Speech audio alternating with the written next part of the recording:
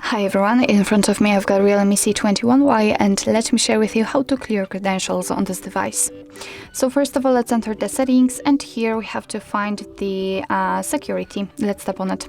Now let's scroll down and find encryption and credentials, and at the very bottom of this list we've got clear credentials option. So let's tap on it. Your device will obviously ask you if you really want to remove all the contents, all the licenses and certificates.